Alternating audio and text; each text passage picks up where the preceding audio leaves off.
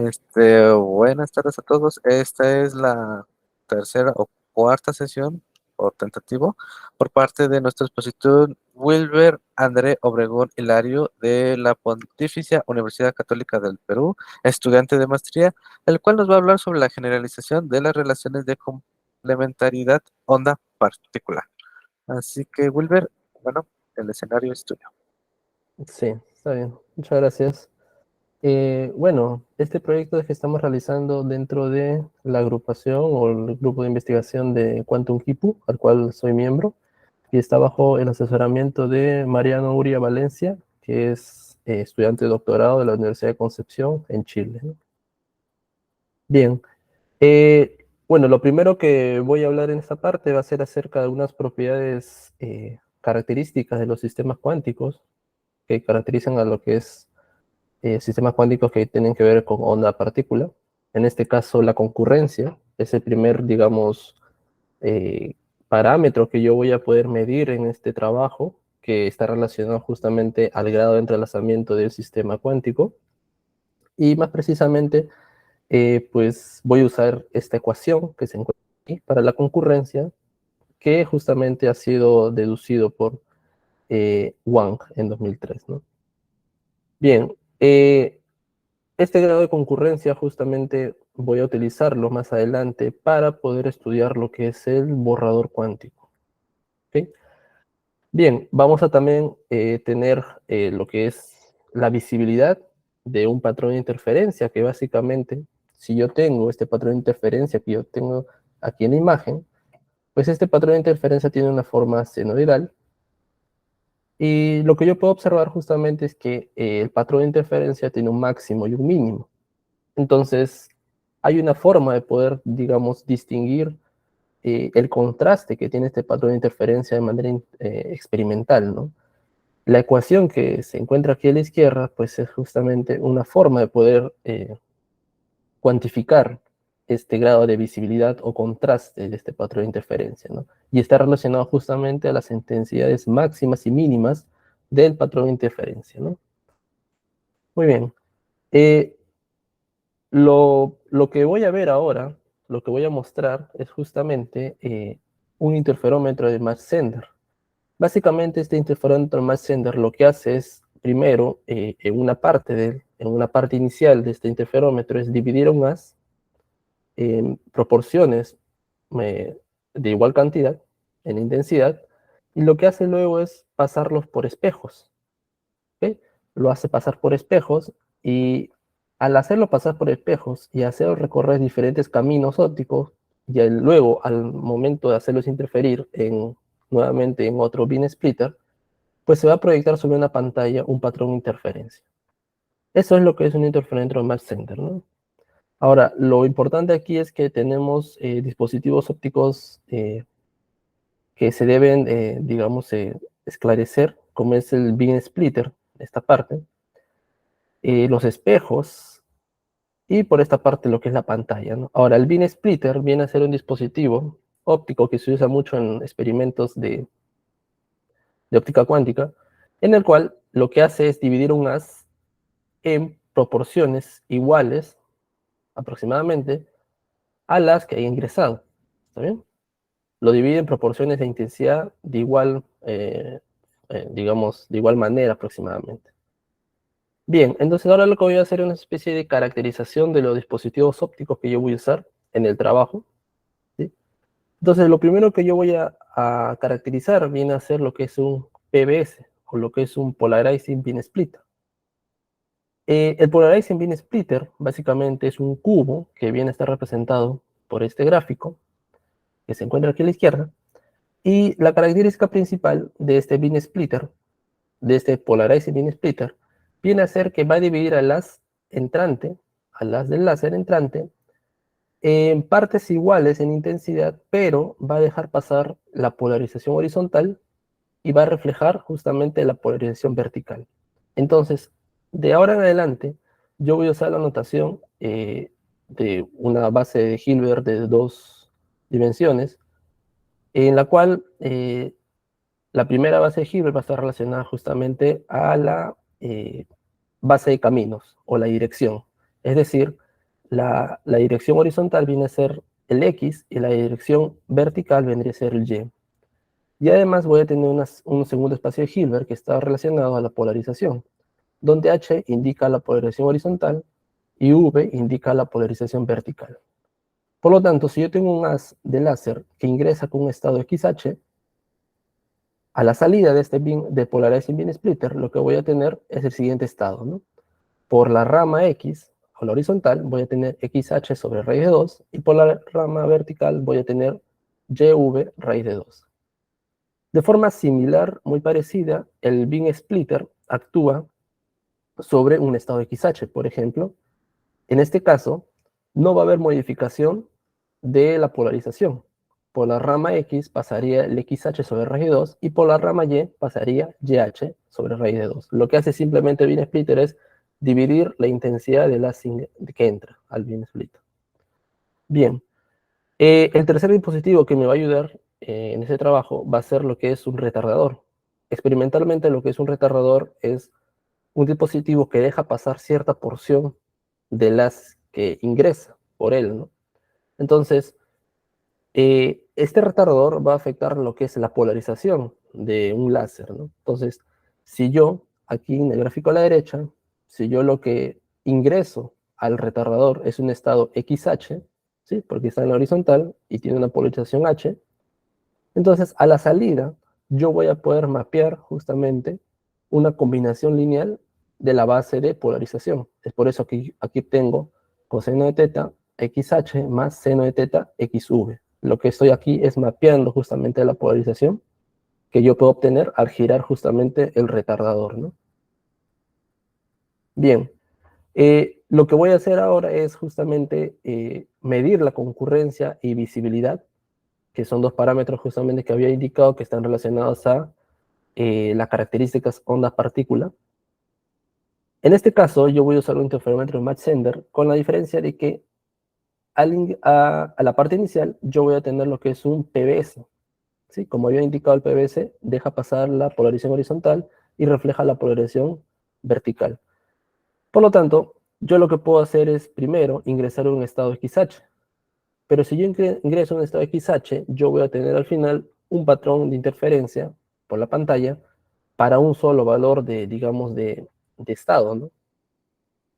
Pero lo que yo necesito, digamos, es un mapeo de estados que van a ingresar justamente a este Polarizing Beam Splitter. Entonces lo que yo voy a agregar al inicio es justamente un retardador. ¿Para qué? Para que este retardador, en función del ángulo que yo gire, ¿sí? Voy a poder modificar la polarización de las que está ingresando, ¿no? Entonces, si yo justamente indico cada etapa de mi interferómetro por los estados de la función de onda Φ0 a Φ3, ¿sí? Donde Φ0 es el estado inicial del láser, Φ1 después del retardador, Φ2 luego del PBS y Φ3 luego del beam splitter y antes de la pantalla, ¿también? Yo voy a tener las siguientes relaciones, donde Φ sub 0 viene a ser el estado inicial, que viene a ser XH, en el camino X horizontal y polarización horizontal también. Y luego de el retardador voy a tener el siguiente mapeo, ¿no? Como había indicado en la parte anterior. Luego, la función de onda aquí, luego del PBS, lo que me va a originar, y se puede visualizar aquí, es un estado de entrelazamiento, ¿sí? Donde yo tengo XH y YV. Esto de aquí vendría a ser un estado de entrelazamiento. Entonces, lo que obtuve aquí, en esta etapa del PBS, es un estado entrelazado. Entonces, luego, lo que va a pasar es que por efecto de los espejos va a haber digamos, una fase que se va a agregar a una de las ramas del láser, ¿no? Entonces, al llegar estas dos ramas o estos dos haces que se han dividido en el PBS al BS, aquí en el beam splitter, al llegar aquí, van a justamente interferir, ¿no? Van a superponerse. Y la función de onda resultante vendría a ser justamente el phi de 3 de aquí. Bien, entonces yo puedo ya ahora, digamos, caracterizar la concurrencia después del PBS, aquí, y después del beam splitter, en esta parte. Entonces lo que yo realizo es justamente el cálculo de la concurrencia con la ecuación que vi al inicio, y lo que obtengo es que la concurrencia tiene la misma forma, tanto al origen, en el origen del entrelazamiento, como luego justamente de haber interferido, de haberse superpuesto en el bin splitter, ¿no? Y además yo puedo justamente calcular lo que es la visibilidad en este punto. La visibilidad va a estar relacionada, como dije, a la intensidad del patrón de interferencia. Entonces, lo que yo necesito hacer en este caso es medir la probabilidad justamente en la rama X. Entonces, si yo mido la probabilidad en la rama X, de aquí de la función de onda 3, ¿sí? Yo tengo que hacer una proyección de XH y XV y sumarlas. Eso me va a dar la probabilidad en X. Eso me va a dar una constante. Por lo tanto, la intensidad está relacionada a la probabilidad de un estado.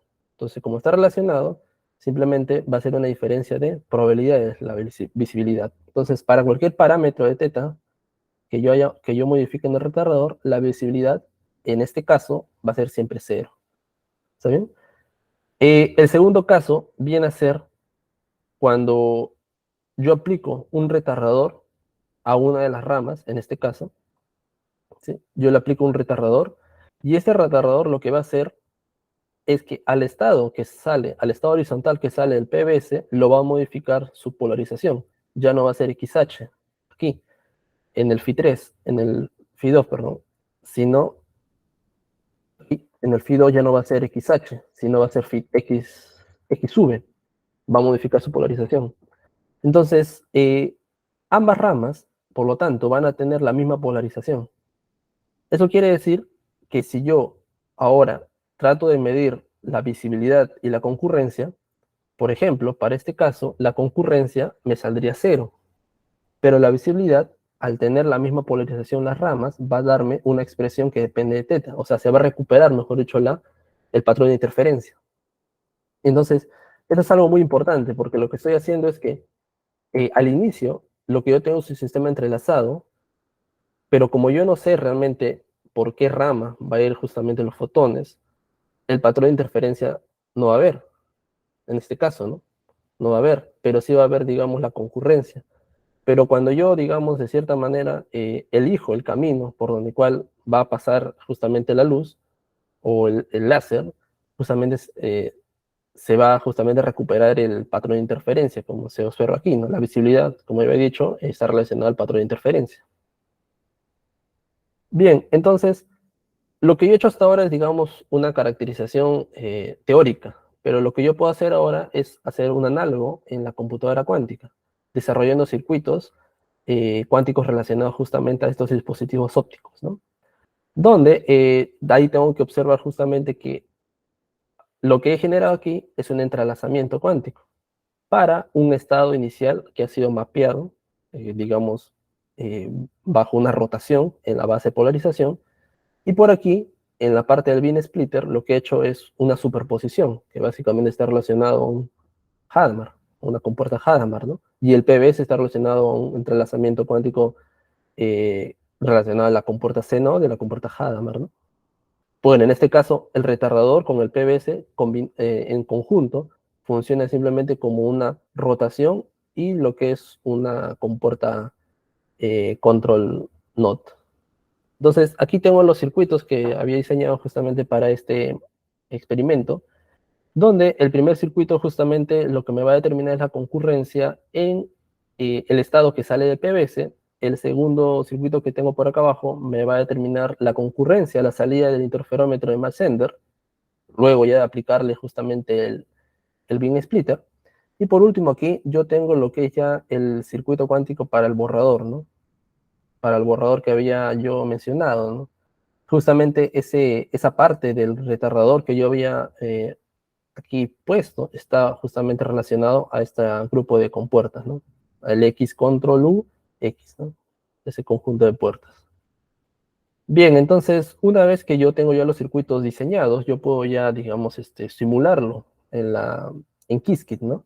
Ahora, lo que yo usaba en esta etapa es justamente un simulador de la computadora cuántica, pero con ruido, ya que ahora último no hay digamos, un acceso tan sencillo para las plataformas de las computadoras cuánticas. Y pues estos son los resultados que yo obtuve, ¿no? La primera figura de arriba justamente viene a ser la concurrencia para la salida del PBS, ¿no? la figura de abajo viene a ser la concurrencia para la salida del mass sender, ¿no? Entonces lo que yo observo justamente es que poseen, digamos, teóricamente tienen la misma ecuación y también experimentalmente tienen la misma forma. Entonces estoy corroborando justamente las ecuaciones teóricas que obtuve, ¿no? Y por último, estoy aquí corroborando en esta parte lo que es el borrador cuántico, ¿no? Por ejemplo, son relaciones que se ven complementarias, ¿no? Cuando tengo concurrencia en esta primera parte, en la figura de arriba, no tengo, o mejor dicho, obtengo cero visibilidad, ¿no? Del patrón de interferencia. Pero cuando yo recupero el patrón de interferencia, en la figura de abajo, yo obtengo una concurrencia nula, ¿no? Entonces, digamos que son unas relaciones que se están observando, que están complementándose, ¿no? Entonces, es aquí donde, digamos, se está, digamos, avanzando el trabajo relacionado a las relaciones de complementariedad. Ese trabajo aún está continuando, sigue todavía en desarrollo. Y justamente las conclusiones que podemos tener hasta el momento es que podemos simular justamente sistemas ópticos en una computadora cuántica, que es bastante útil debido a que ya no tenemos que armar digamos, podemos estudiar las, digamos, características fundamentales de la mecánica cuántica con ayuda de circuitos cuánticos, con ayuda de Qiskit y ya no necesariamente tal vez implementar experimentalmente esto, ¿no? Además, lo que podemos hacer es estudiar la concurrencia y visibilidad justamente relacionado a estas características complementarias de la luz, ¿no? En este caso, ¿no?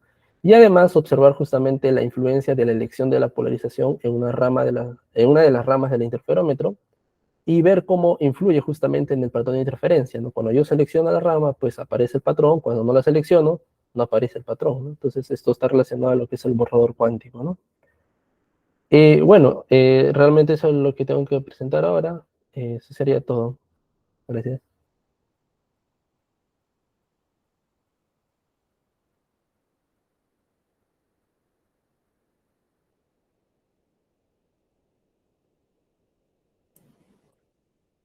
Muchas gracias, Wilber, por la presentación.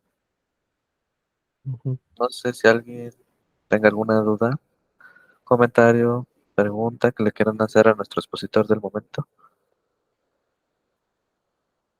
Pueden abrir el micrófono con gusto, con confianza. Es un espacio seguro.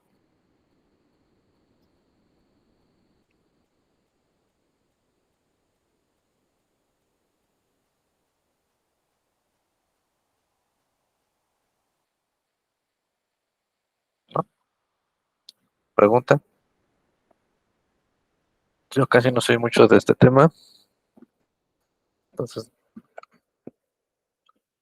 no sé si yo puedo preguntar algo que no suene tan tonto.